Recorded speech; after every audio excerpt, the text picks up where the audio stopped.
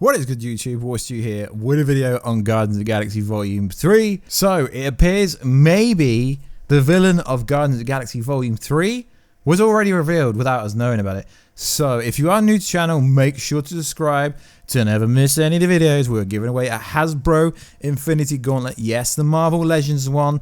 Yes, the one I share from my Instagram account all the time at Warstu. All you got to do is subscribe to the channel. Let me know down below, what do you think of this video? So, let's get into it. As we know, James Gunn is back to the helm of his franchise, Guardians of the Galaxy Volume 3, that we already know will be ending after that movie. And it's actually pretty interesting that James Gunn didn't really have any say with the EndGame scenes when it comes to the Guardians. So I was pretty surprised who currently at the moment is being lined up to be the villain of Guardians of the Galaxy Volume 3. So apparently it's going to be Star Wars legend Mark Hamill is being eyed up to play the mystery creator of Rocket Raccoon. While Hamill's involvement has yet to be confirmed or verified by anyone, it will be interesting if this turns out to be true.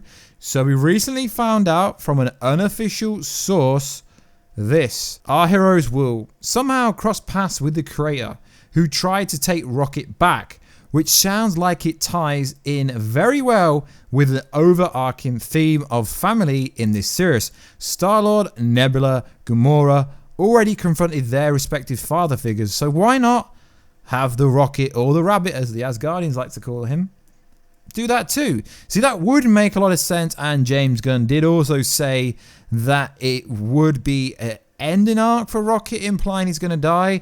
Then you got to factor in the fact that he actually is a raccoon and he'll have a general lifespan of 20 years and he must be coming to the end of that. Maybe. But it is pretty interesting that they are eyeing up potentially the High Evolutionary to be the villain of this movie. A lot of people seem to think it could be Beta Ray Bill going up against Thor, or it could be Adam Warlock, as we have had the post-credit scene in Guardians of the Galaxy Volume 2 when the Sovereignty say, go get them, and literally Adam Warlock, we presume, has been searching for these characters for so many years. Or maybe that's not the case. Maybe Guardians of the Galaxy Volume 3 would be set in between Guardians of the Galaxy Volume 2 and Infinity War. No, that literally would make no sense. So it's going to be pretty damn interesting to find out what is going on. Is Mark Hamill actually going to be part of this? Mark Hamill is a pretty decent actor. I mean, if you're a Star Wars fan, to answer your question, guys, I'm not a Star Wars fan, unless you're on about the older Star Wars. So he's generally pretty busy with Star Wars stuff. I know he's done some work with The Flash.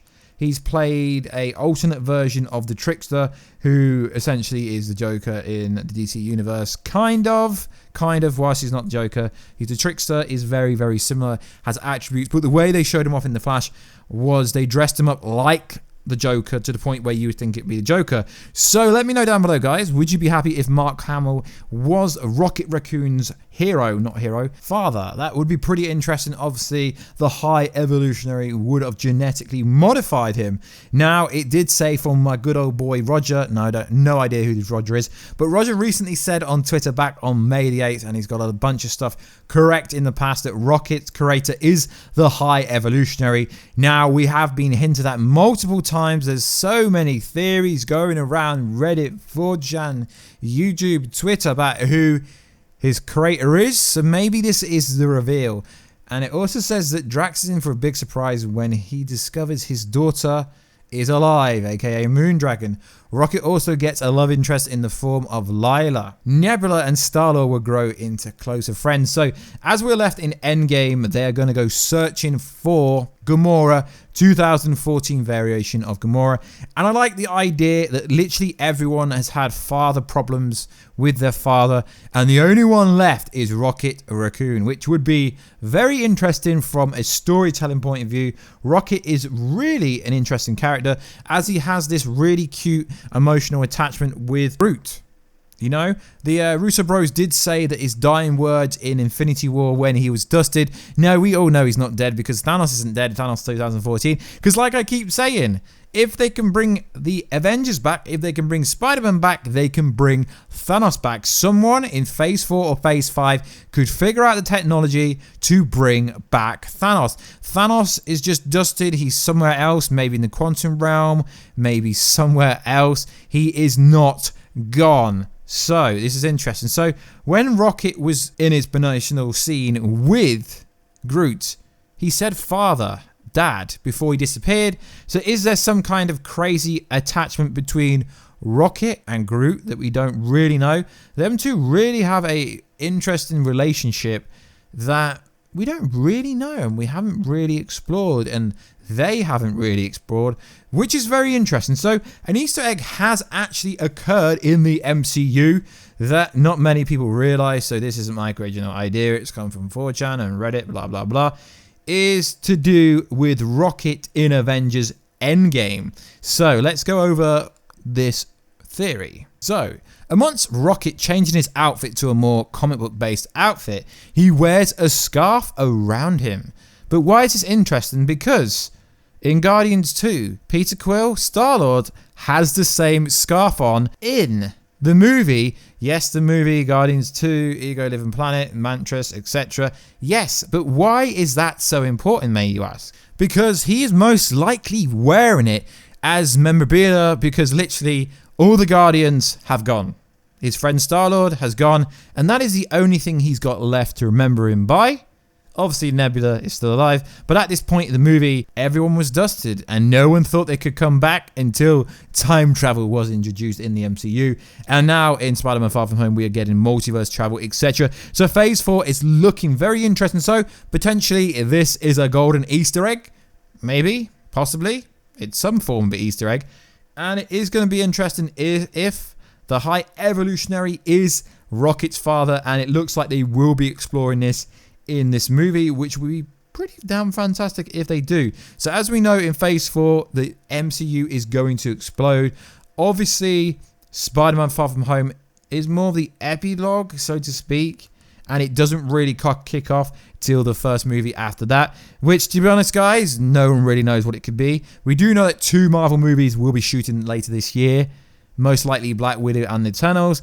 As the Black Widow movie has a lot of new information, it's going to be set after Civil War, when Natasha Romanoff, aka Black Widow, is on the run, and the Eternals is looking most likely because Angelina Jolie is supposedly linked with that, and so is Robb Stark from Game of Thrones. So that is pretty interesting. And then we have other movies like Shang-Chi, who is looking pretty cool now, the first Asian martial arts MCU movie, and it's looking like they're going to retcon his father, and the Mandarin, the real Mandarin, not the fake Mandarin from Iron Man 3, could appear in this movie as his father.